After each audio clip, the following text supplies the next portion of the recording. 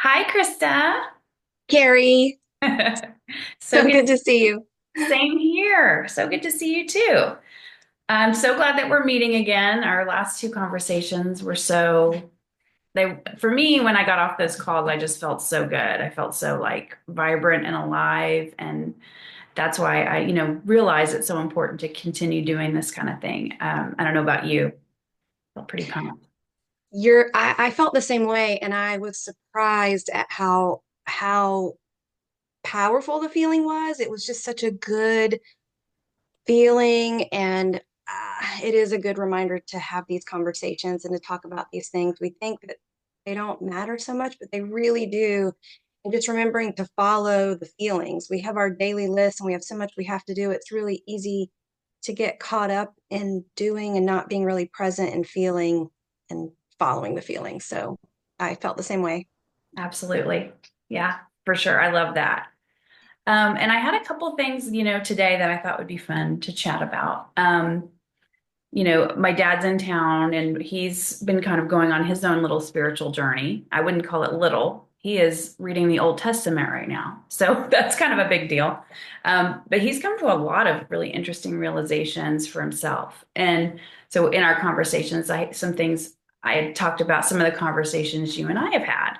Um, and some of those being like when we initially connected 2 years ago, you were probably a little bit further along. I think you had had some kind of a Kundalini awakening. I want to hear more about that because that was so fun and exciting.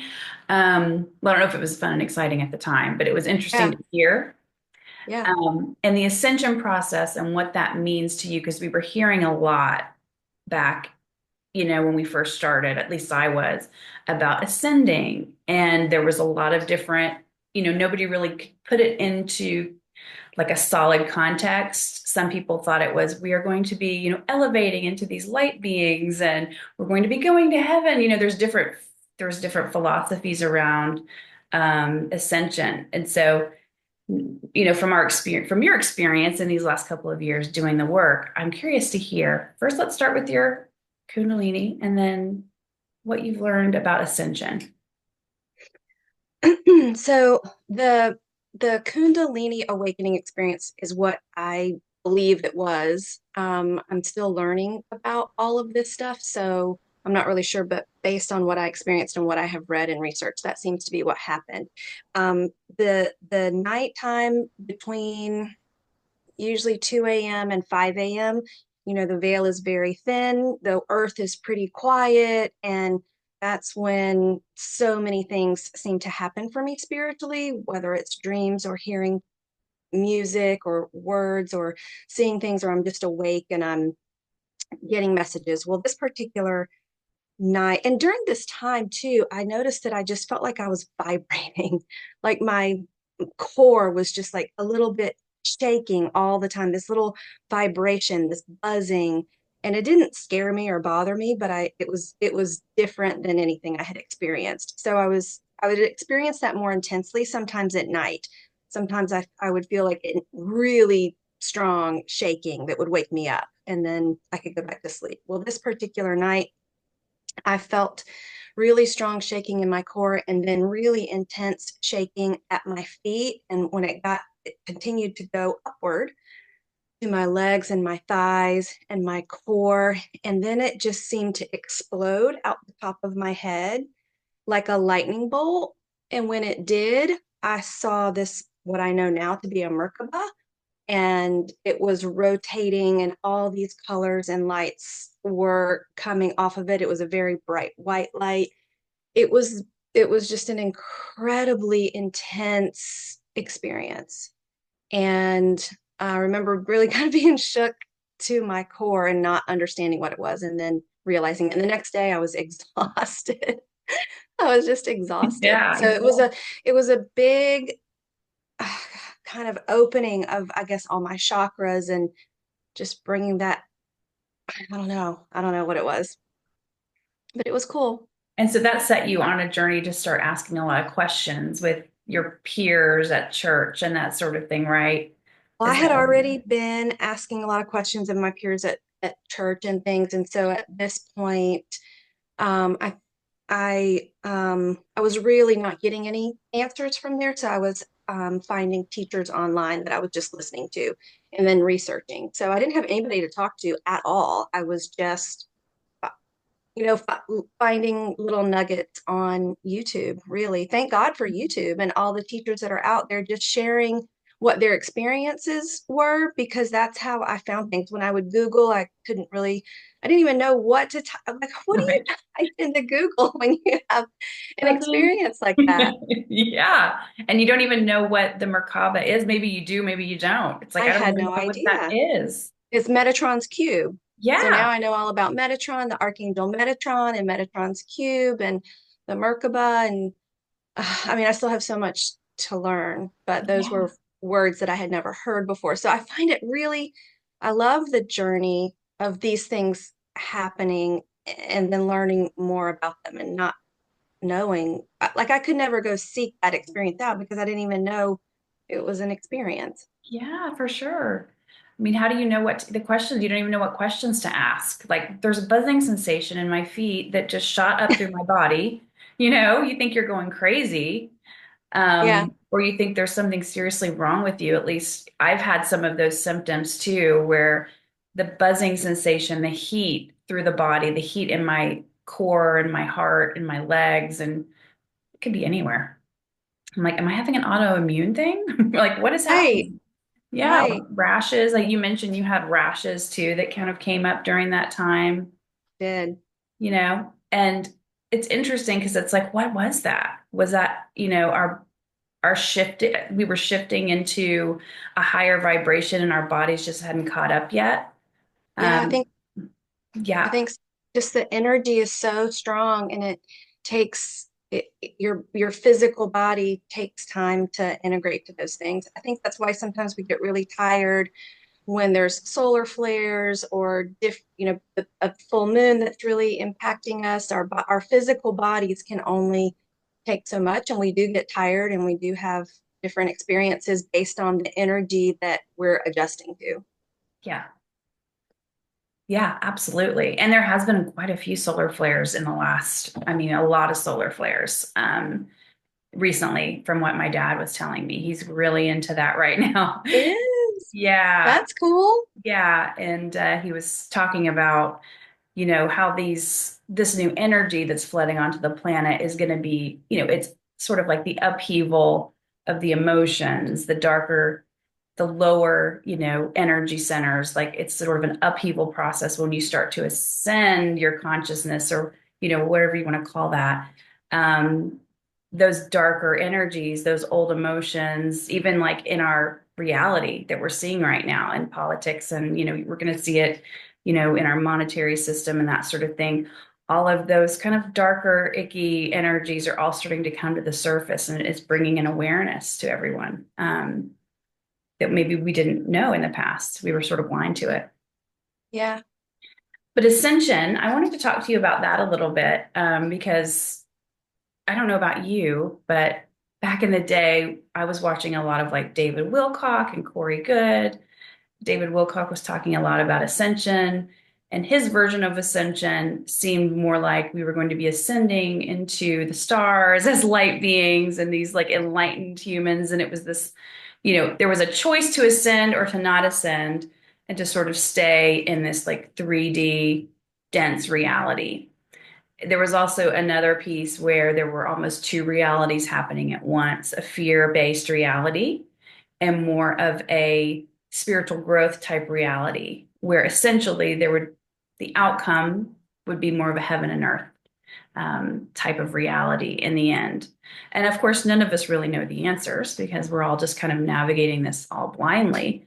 But I'm just curious if you dove into any of that stuff, and if you have, what your experience was with that. Yeah, I have heard all those different terms too, and they were confusing. And you hear like the third, fourth, and fifth dimension, the 3D, the 4D, and the 5D.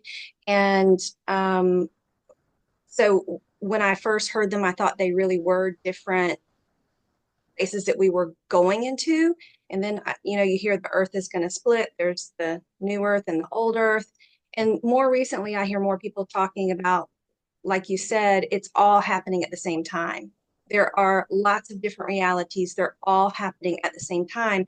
And you are constantly choosing where you want to be based on what I understand it to be as your own perception of things. Like we two could both have the same experience, and I could perceive it as peaceful and positive based on how I wanted to look at it, and somebody else could look at it negatively. And that creates the different dimensions or the different timelines. And really, it goes back to like perception is 100%. How we perceive things and how we believe things to be is how they are. Isn't that crazy? Really crazy. I mean, it's not crazy, but it is crazy because of what we've been taught to believe. Yeah, yeah. And it's just that reminder to look back inward and check in with yourself, because we have all these people telling us all these different things. And the things that I have noticed since 2020, when everything was kind of shut down for COVID, there was all this talk about so many things. I mean, everybody had their own belief about it. Like if you don't get shot, you're going to die. If you do get the shot, you're going to die. If you go to the grocery store without a mask, you're going to get sick. If you get sick, you're going to die. And just so many things that people said, and there were so many people that did in their reality that was true, and they were fearful, and they literally stayed in their homes for 2 years. And then other people didn't. So we all had a very different experience based on what we believed about the situation. So I think what we believe day in, day out about any situation is where our power lies. And we can really change in every moment and move into a different dimension moment by moment. Absolutely. That's such a great way of explaining it. And also such a good reminder of we create our reality every single minute of every single day. Yes. And it's a We, choice, you know, yes. joy, happiness. I mean, we're all going through our things, with the unearthing of the lower emotions, they're kind of ascending, and I don't have enough knowledge around it to explain it in a way that sounds, articulate, but I know that a lot of these emotions that are coming up, like the dark night of the soul, people going through these sort of darker phases of the journey, are trying to ascend those lower emotions. It's that Kundalini energy moving from the lower centers and trying to move its way up into the higher centers. Because from my understanding, it's really just ascending our consciousness. Over time, our physical bodies as human beings hasn't really changed that much. Like our brains are still the same, our bodies are pretty much still the same. Like, we arrived here apparently now that we've heard what we've heard. We've arrived here and we've remained sort of the same. The only thing that's changed over time is our consciousness. If you think about how we've navigated through horrific times, inhumane times, like during the slavery and all of that stuff, we couldn't even imagine being back in that kind of a frame of mind. And ascending the consciousness is actually allowing that energy to ascend to a more Christ-like state of consciousness, in my understanding. So Mm-hmm. we're representing ourselves as, really we're just joining. It's the I am energy. We're all together as one. It's the meditation energy. It's taking that time to heal and meditate and tune into that higher source of energy. But you're absolutely right. And it's such a great reminder that we create our reality every second of every day. Sometimes we can get swept up. I know I have, um, in those lower emotions and sort of get tangled up in it. And it gets very addictive. Yeah. Suffering can be very addictive. So you have to just like, oh, get yourself out of it. Get yourself out of it. Yeah. And the power too is in anything that we're not, that okay, maybe we had a plan for the day and it is going completely sideways. Something that's empowering is to kind of accept it as it is. Don't fight it, don't try to change it, accept it, acknowledge it, take from it what you can, make the decisions from this new place that you've arrived at, and then let it go. Like don't hang on to this hope that you're gonna, have whatever you planned. Maybe what you had planned wasn't what was supposed to happen. And having this new perspective in myself and growing spiritually really has helped me do that. And to recognize when I'm in that place, because I used to be like a planner. I still am a planner, but a real, like, I would hold on to the plan at all costs because I had made a plan, and a perfectionist, and I wanted it all to be the way that in my mind it was supposed to be. And that doesn't, it usually doesn't happen. And so being able to accept those things when they come, and believe that everything is happening for me, nothing is happening to me, is a place of empowerment. And last Friday was such a great example of that, because I did wake up that day and I had a plan, and what happened at the end of the day was very different than what I had planned. And it was so much better because I got to talk to you, and I wouldn't have had that time because I had plans to be somewhere else doing some other thing. So it's a much better place to be than holding on so tightly to what I think should happen. That's so true. And I feel the exact same way. And, we hear a lot like you want to allow yourself to receive the gifts, receive the nudges from God and the universe, and to say yes when those opportunities do arise. And you and I had no plan to talk or to start a podcast or do any of this. And No, I certainly wasn't planning on doing any of this. And we both just said, let's just try it. Let's just have fun with it and see what happens. And, we're just kind of winging it. And it's just a conversation, and it's really light and fun. And I've been getting a lot out of it. And hopefully a lot of other folks will get a lot out of it too, or be able me to relate. too. Yeah. Yeah. So it's been really fun. The other thing I wanted to chat about too, because this is, you and I are so sync. We're usually somewhat in sync. We usually have, we start talking and we're like, wow, I've kind of had a similar experience. And there are no coincidences. So, we were brought together for a reason. Everything happens for a reason, I think. And um, something that's been coming up for me is the ancestral patterns that are so deeply ingrained. We talked a little bit about this, breaking ancestral patterns. And I don't know about you, but now, once you become aware of your patterns, then you start seeing examples because, you're the mirrored reflection of it. And I've been seeing sort of in my experience, some of my family members, I've been, talking to them a little bit more, some of my elders, and listening to some of their stories. And there's a theme. There's definitely a theme that has occurred within my family lineage that I see within myself. These are so deeply ingrained.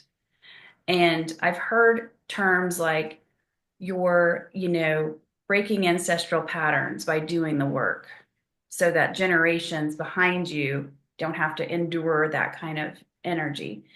And that some of those traumas and some of those lower emotions this is so deep. So feel free to, you know, some of that trauma is so deeply ingrained on a cellular level. So it's like that's why these physical symptoms are sometimes coming up, because this wasn't just something you just happened to have an issue with. These are things that have been happening within your lineage for as long as you can even imagine. So I'm just curious if you've experienced that, like if you've noticed maybe in your family lineage things that you may see within yourself, and what that means to you as far as like breaking ancestral patterns, and if that means anything to you, if you've done any of Yeah, that. no, I do believe that, I mean, we all come from our ancestors, and we all do carry their genes, and we, every cell has memory.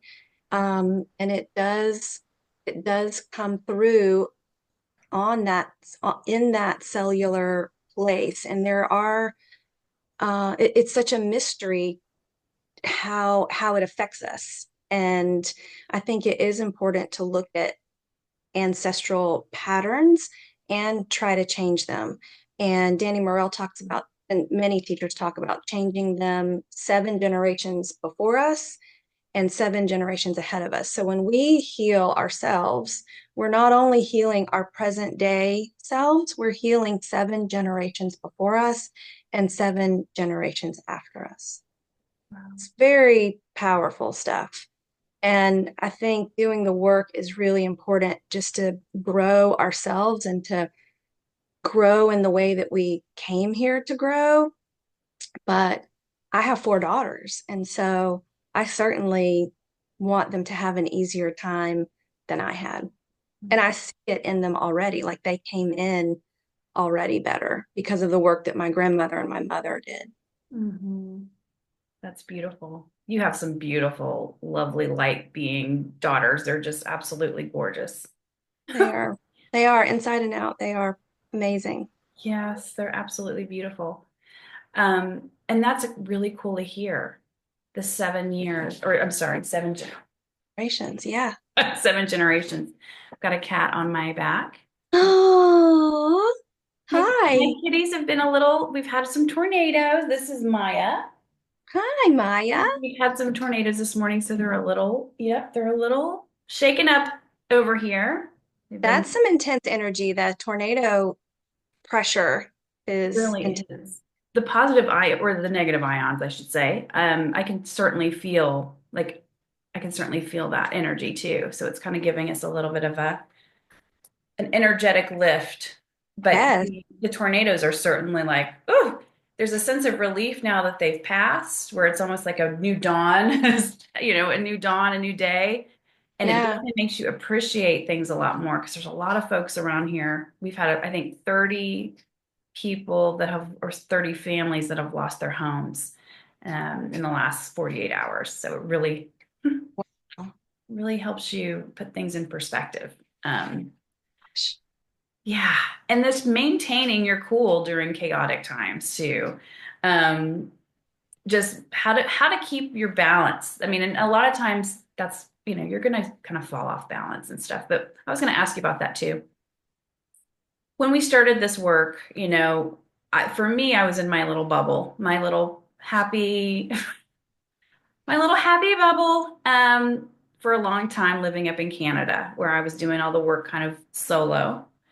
And then when I moved back to the States, I started integrating back into my family and my old friends and things like that. And you start to see some of the, maybe not so great patterns that everyone is engaged with. And you're sort of trying to find your place in all of that. Like, I don't want to I don't want to get on my soapbox and start, telling everybody what they should and shouldn't do. I definitely don't want to do that. But I also felt the need to sort of isolate myself sometimes too, because those energies were so dense. And then I also found myself sort of giving into it a little bit, like the things that I sort of stopped doing that I didn't feel good about, like gossiping and those lower things where that just doesn't feel good anymore. It doesn't feel fun. But I think that feeling of wanting to feel included and involved and not being cast out as a rapscallion, sometimes you sit and you engage with it and then you just feel ick after. It's like, so I'm curious to know your experience with that and how you maintain your sense of self and maintaining that your strong energetic space. And if you've also experienced just like sort of, okay, well, I'm just going to go with it because, well, at the end of the day, we are human beings as well. We're not perfect. Yeah. Yeah, absolutely. And I know that it definitely, when you have this new perspective, you can't really go back. And then you also can't really share it with people who aren't interested in hearing it or ready to hear it. And I don't want to do that either. I want to meet people where they are. I mean, this is my journey. They're on their journey.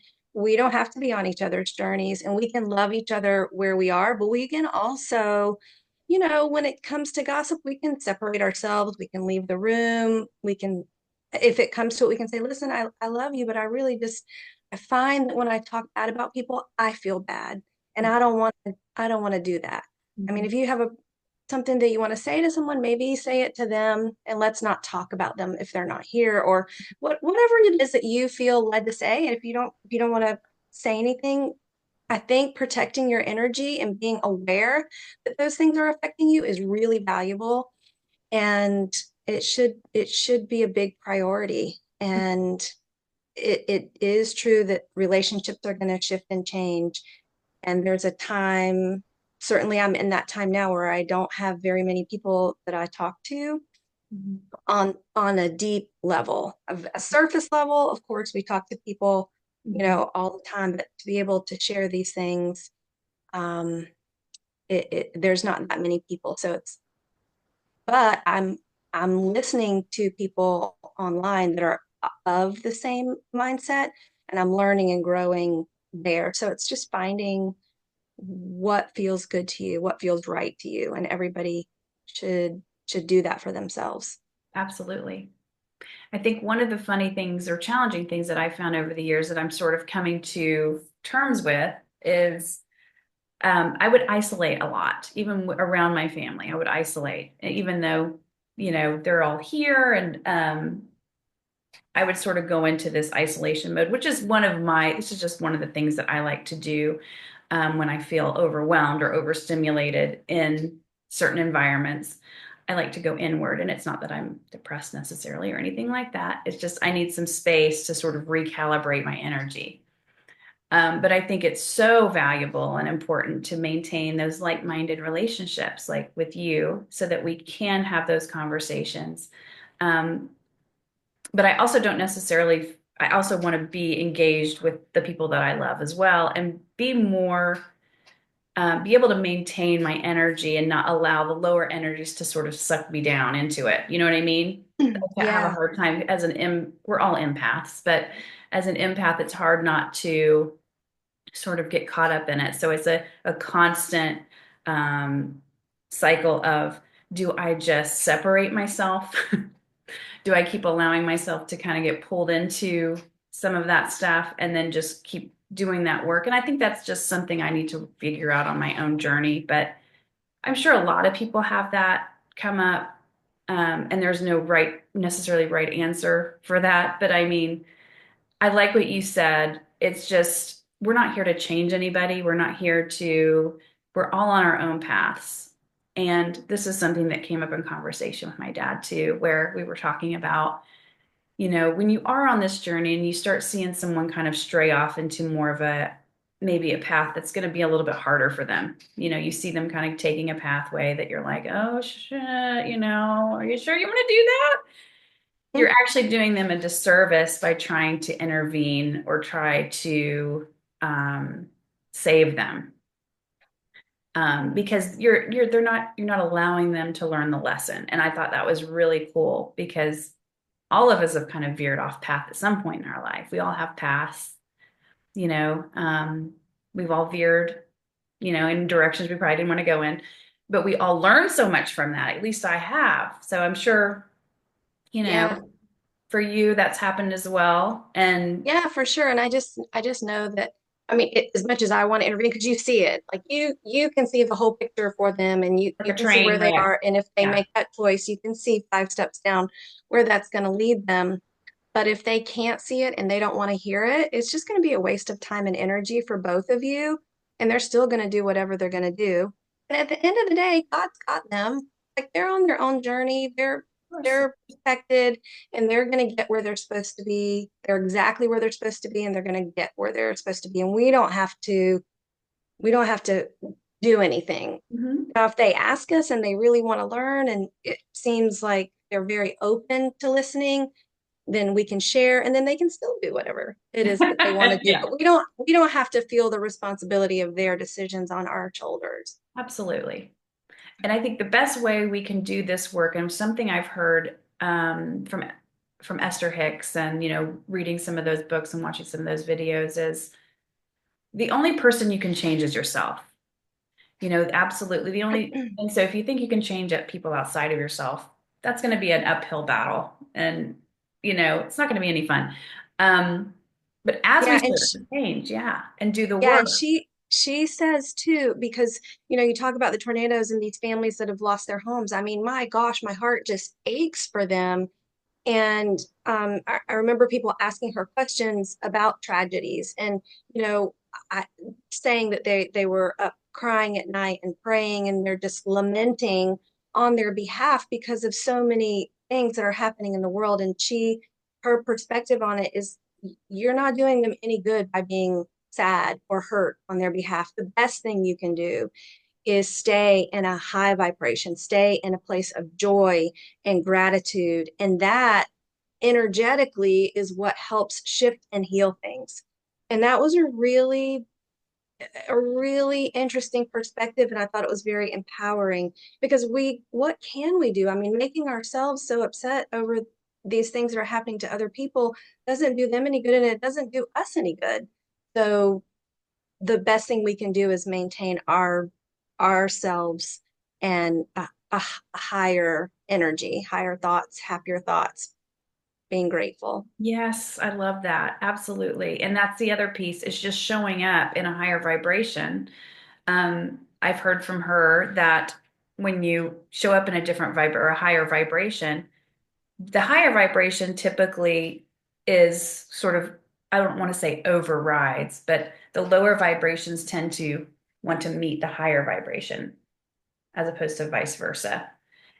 If you can stay in that high vibrational state and remain in your true self um, throughout those experiences and interactions and stuff like that. So I love that. And that's something I'm personally going to work more on is raising the vibration. And I'd love to have another conversation with you too, because we have a little bit of time left here, um, about raising vibration. And I know that's kind of a buzzword going on right now. Um, is there a delay? Just a little bit. Yeah. So, yeah, vibration for you. What does that mean to you? Like raising your vibration?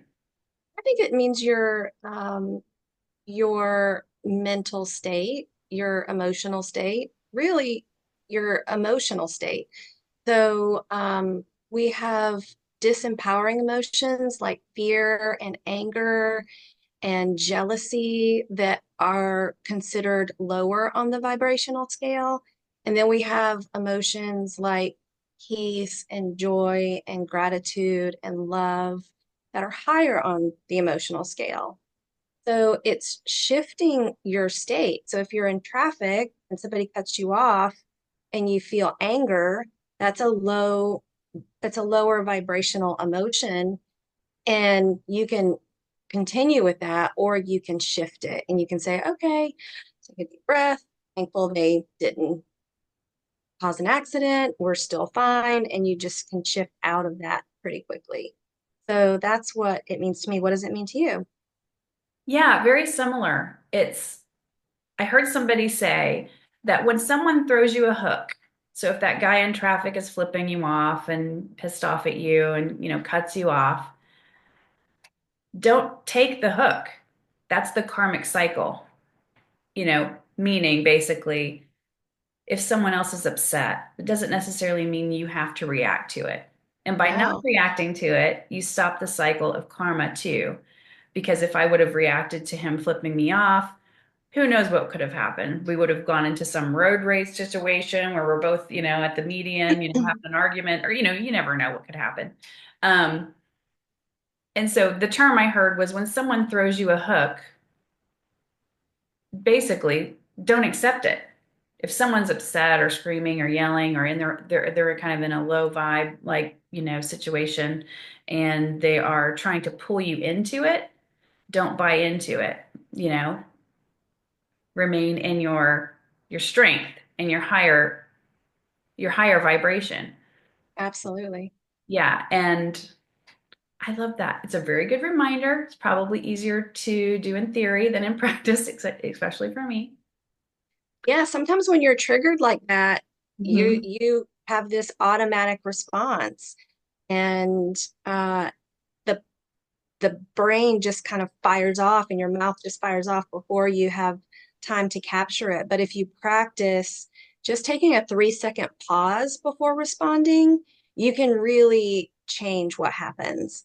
So if something happens to you and you're used to having a knee-jerk reaction, just count to three and then kind of ask yourself which way you want to respond. And then you can have more choices over feeling out of control in your emotions. You can start to develop that. But it is a practice, just like anything else. If you have had an automatic reaction over and over again, that's going to be the path of least resistance for you. So that's going to be more familiar to your body and taking a pause.